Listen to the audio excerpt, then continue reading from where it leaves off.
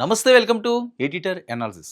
రూపాయి పతనం, విదేశాల్లో భారత విద్యార్థుల అవస్థలు, పూట గడవని కష్టాలు, ఆకలి కేకలు, కిలోమీటర్ల కొద్దీ నడక, కరెన్సీ యుద్ధంలో కళ్ళలైన భారత్ విద్యార్థుల కలలు, డాలర్ దెబ్బకు కన్నీటి గాథలు, విదేశీ చదువు, బిలబిల్లాడుతున్న బతుకు, 8 పౌండ్ల శాండ్విచ్ కోసం ఆకలి పోరాటం. అతి దయనీయమైన పరిస్థితి అండి. ఏ ముహూర్తాన ట్రంప్ రెండోసారి అధ్యక్ష పదవి చేపట్టాడో, ఇరాన్ మీద తన ఆధిపత్యం చూపించుకోవడానికి ఏ రకంగా అడుగులు వేశాడో, అవన్నీ కూడా ఈరోజు ప్రపంచ దేశాలనంతటినీ కూడా చిందనం చేస్తున్నాయి. భారత్ పరిస్థితి కూడా ఆ కోవలోకి వెళ్ళిపోయింది.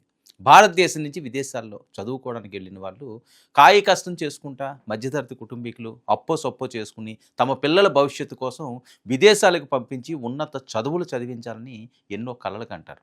కానీ ప్రపంచంలో జరుగుతున్న పరిణామాలు, కొన్ని దేశాల అత్యుత్సాహం ఈరోజు ఆ పిల్లల భవిష్యత్తుని, వాళ్ళ బంగారు జీవితాన్ని నాశనం చేసే విధంగా ఉన్నది. ఒక కుటుంబాన్ని అంతా కూడా ఆ పిల్లల వల్ల ఇక్కడ తల్లిదండ్రులు నలిగిపోయే పరిస్థితి, ఎక్కడ అప్పు పుట్టని దుస్థితి, ఎవరు అడిగితే ఎవరిస్తారు?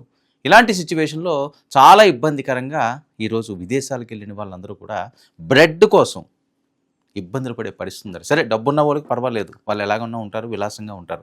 సామాన్య వాళ్ళ పరిస్థితి ఏంటి? అందరూ డబ్బున్న వాళ్ళే విదేశాలకు వెళ్తున్నారా? తమ పిల్లల కోసం తమ రక్తాన్నే దారపోసి ఎలాగైనా వాళ్ళని చదివించాలని తపడపడే హృదయాలు ఎన్నో ఉన్నాయి. ఆ తల్లిదండ్రుల బాధ్యత కాబట్టి. మరి అలాంటి విదేశీ చదువు ప్రపంచవ్యాప్తంగా, ముఖ్యంగా భారతదేశంలోని మధ్యతరగతి విద్యార్థుల కలల సామ్రాజ్యం. ఉన్నత చదువులు చదివి జీవితంలో స్థిరపడాలని ఎంతోమంది భారతీయ విద్యార్థులు అమెరికా, బ్రిటన్ లాంటి దేశాలకు వెళ్తుంటారు. కానీ అక్కడ వారిని ఆహ్వానించింది రంగుల ప్రపంచం కాదు, కఠినమైన వాస్తవాలు.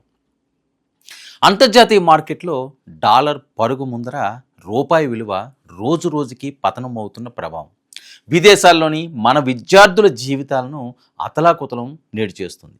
పూట గడవడానికి కటకటలాడే ఇబ్బందులు ఎదురవుతున్న పరిస్థితి. అంతేకాదు, కిలోమీటర్ల కొద్దీ నడకలు, ఒక్క పూట ఆహారం కోసం ఆఖరి నిమిషం వరకు ఆకలి పోరాటాలు. విదేశాల్లో చదువుకుంటున్న భారతీయ విద్యార్థుల కష్టాలు ఎంతోమంది తల్లిదండ్రులకు నేడు గుండెకోతగా మారాయి. లండన్ నగరంలోని ఒక వీధి, సమయం రాత్రి కావస్తుంది. అక్కడ ఒక స్టోర్ ముందు కొందరు విద్యార్థులు మొబైల్ ఫోన్లు పట్టుకుని తీవ్ర ఉత్కంఠతో ఎదురు చూస్తున్నారు. కారణం, అక్కడ 8 పౌండ్లు అంటే దాదాపు మన కరెన్సీలో 1000 రూపాయలు విలువ చేసే ఒక శాండ్విచ్ కేవలం 2.5 పౌండ్లకే దొరకపోతుంది. అయితే ఒకే ఒక్క నిబంధన, ఆ ఆహారం గడువు ముగిసి చెత్తబుట్టలోకి వెళ్ళడానికి కొన్ని గంటల ముందు మాత్రమే ఆ ధరకు ఇస్తారు. టూ గుడ్ టు గో అనే యాప్ ద్వారా ఈ సమాచారం తెలుసుకుని ఒక్క క్షణం ఆలస్యమైన ఆ శాండ్విచ్ మరొకరి పరం అవుతుందేమోనన్న ఆందోళనతో విద్యార్థులు పరుగులు తీస్తున్నారు. లండన్లోని ప్రఖ్యాత కింగ్స్ కాలేజ్లో మాస్టర్స్ పూర్తి చేసి ఈ ఏడాది మార్చిలో భారత్కు తిరిగి వచ్చిన మాన్యీ కోలీ అనే విద్యార్థిని అనుభవించిన కఠిన వాస్తవం ఇది. సుమారు 3 నెలల పాటు ఆమె ఇలాంటి ఆహారంతోనే కడుపు నింపుకోవాల్సి వచ్చింది.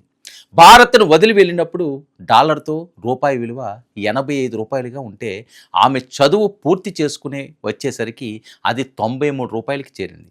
ఇప్పుడు ఆ విలువ 95 దాటి ఎప్పుడైనా 100 మార్కును తాకొచ్చని ఆర్థిక నిపుణులు హెచ్చరిస్తున్నారు. రూపాయి విలువ పడిపోవడం అంటే కేవలం స్టాక్ మార్కెట్ గణాంకం కాదు, విదేశాల్లోని భారతీయ విద్యార్థుల కొనుగోలు శక్తి పడిపోవడం. విదేశాలకు వెళ్ళే విద్యార్థులంతా సంపన్న కుటుంబాల నుంచి రారు. తల్లిదండ్రులు ఉన్న ఇళ్లను తాకట్టు పెట్టి ఎడ్యుకేషన్ లోన్లు తీసుకుని పంపిన మధ్యతరగతి కుటుంబాల వారే ఎక్కువగా ఉంటారు. బడ్జెట్ వేసుకునే సమయంలో రూపాయి విలువ ఇంత దారుణంగా పడిపోతుందని ఊహించని కుటుంబాలు ఇప్పుడు ఆర్థిక ఊబిలో కూరికిపోతున్నాయి.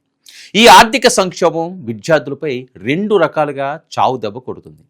విదేశీ యూనివర్సిటీలు సెమిస్టర్ల వారీగా ఫీజులు వసూలు చేస్తాయి. రూపాయి విలువ పడిపోవడంతో తర్వాతి సెమిస్టర్లకు కట్టాల్సిన ఫీజు మొత్తానికి పాత లోన్ డబ్బులు ఏమాత్రం సరిపోవడం లేదు.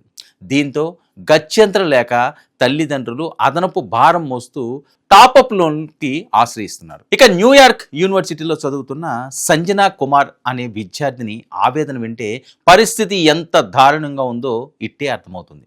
ఇండియా నుంచి తల్లిదండ్రులు పంపే డబ్బు మారకపోయినా కరెన్సీ విలువ తగ్గడం వల్ల అక్కడ దాని కొనుగోలు శక్తి సగానికి పడిపోయింది.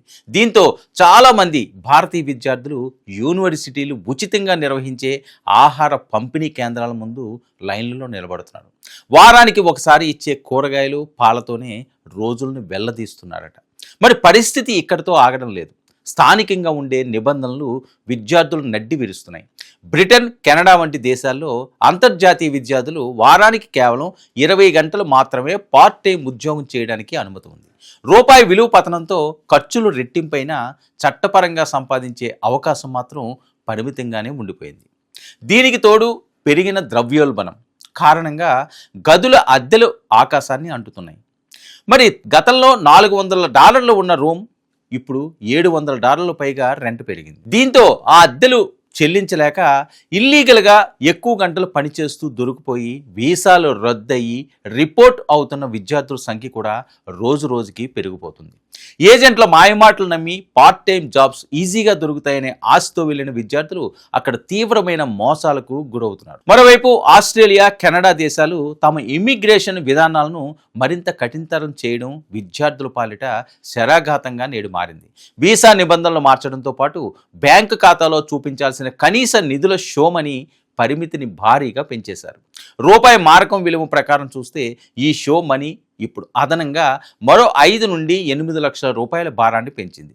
చదువు పూర్తయిన తర్వాత వర్క్ పర్మిట్ రావడం కూడా మునుపట్లా సులువు కావడం లేదు. ఒకవైపు చదువుకు 5-6 రెట్లు ఫీజులు కట్టాలి. మరోవైపు చదువు పూర్తయ్యాక ఉద్యోగం దొరుకుతుందో లేదో తెలియని అనిశ్చితి. కన్న కలలు కరిగిపోతుంటే, చేసిన అప్పులు కొండల్లా పెరిగిపోతుంటే విదేశీ గడ్డపై ఒంటరిగా మిగిలిపోయిన భారతీయ విద్యార్థులు డిప్రెషన్ బారిన పడుతున్నారు. ఖరీదైన బస్సు పాసులు, క్యాబ్ ఛార్జీలు భరించలేక ల్యాబ్లకు వెళ్ళాలన్నా, కాలేజీలకు వెళ్ళాలన్నా కిలోమీటర్ల కొద్దీ నడవడం విద్యార్థులకు పరిపాటిగా మారింది. పార్ట్ టైం ఉద్యోగాల కోసం వేటాడుతూ దొరికిన చోట డిపార్ట్మెంటల్ స్టోర్స్లో, రైల్వే స్టేషన్లో ఫ్లోర్ క్లీనింగ్ పనులు చేస్తూ బతుకుబండిని లాగుతున్నారు. ఒకే చిన్న గదిలో 4-5 సర్దుకుంటూ నరకప్రాయమైన జీవితాన్ని అనుభవిస్తున్నారు. ఈ మానసిక ఒత్తిడి వారి చదువులపై తీవ్ర ప్రభావం చూపుతుందని Carnegie Mellon university PhD scholar Anisha Gupta ఆందోళన వ్యక్తం చేస్తున్నారు. నిరంతరం రేపటి ఆకలి గురించి, ఫీజుల గురించి ఆలోచించే విద్యార్థి చదువుపై ఎలా దృష్టి పెట్టగలడని ఆమె ప్రశ్నిస్తున్నారు. మెరుగైన భవిష్యత్తు కోసం సరిహద్దులు దాటిన భారతీయ విద్యార్థుల కలలను రూపాయి పతనం కబలిస్తున్న తీరు ఎన్నో జీవితాలకు గొడ్డల పెట్టిగా మారింది. సో విదేశాలు వెళ్ళాలనుకునే విద్యార్థులు తమ ఆర్థిక స్తోమతలు కూడా తెలుసుకుని ఆ రకంగా అడుగులు వేస్తే మంచిది. భారతదేశంలో కూడా చాలా మంచి మంచి విద్యా సంస్థలు ఉన్నాయి. సో అక్కడితో కంపేర్ చేసుకుంటే ఫీజుల విషయంలో ఇక్కడ తక్కువ ఉంటాయి. పరాయి దేశానికి వెళ్ళి అక్కడ పాట్లు కష్టాలు పడి తల్లిదండ్రులకు దుఃఖసాగరంలో ముంచకుండా, వాళ్ళ గుండె కోతకు కారణం అవ్వకుండా ప్రశాంతంగా మీ ప్రాంతాల్లో ఉన్న స్కూళ్ళను కొన్ని రోజులు ఓపిక పట్టండి. సో ఈ యుద్ధాలు ఇలాంటివన్నీ కూడా క్లియర్ అయిన తర్వాత కావలిస్తే తర్వాత ఏ మాస్టర్స్కో వాటికో లేకపోతే ప్రత్యేకమైన ఉద్యోగాలకో అప్పుడు అప్లై చేసుకోవచ్చు. సో కష్టాల్లో ఉన్న విదేశాలకి ఇష్టపడి వెళ్ళే విద్యార్థులు కాస్త ఆచితూచి అడుగు వేయండి. కుటుంబ పరిస్థితులను అర్థం చేసుకోండి. ఇది ఈనాటి editor analysis. Stay tuned to 99 news.